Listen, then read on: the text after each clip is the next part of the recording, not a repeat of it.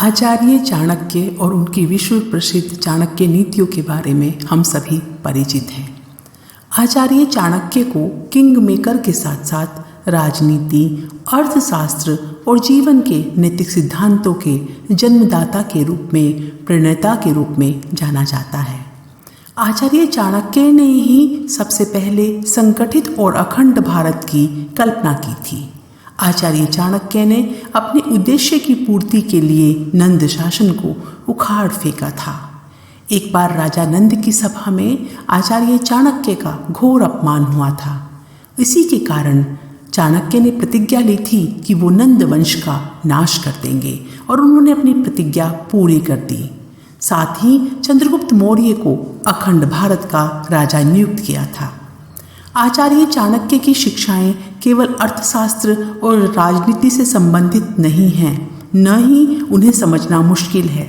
वास्तव में उन्होंने जीवन जीने के भी कुछ ऐसे सिद्धांत दिए हैं जिनका पालन किया जाए तो जीवन में कभी भी निराशा हाथ नहीं लगेगी।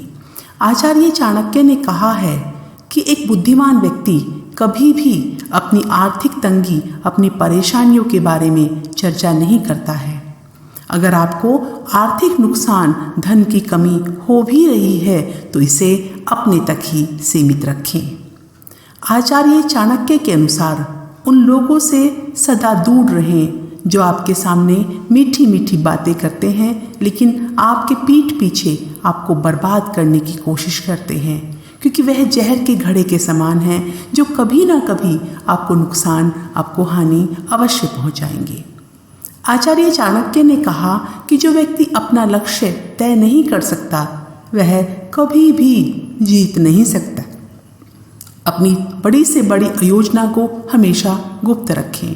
ज़्यादा ध्यान आकर्षित किए बिना अपने कार्य को चुपचाप करते रहें, जारी रखें, निरंतर प्रयत्नशील रहें।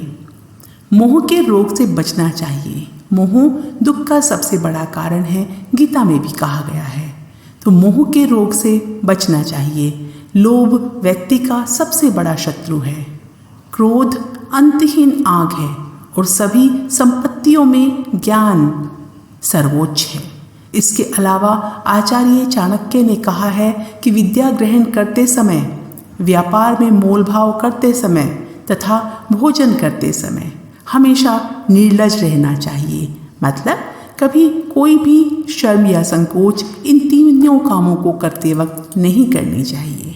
वीडियो को देखने के लिए आपका बहुत बहुत धन्यवाद।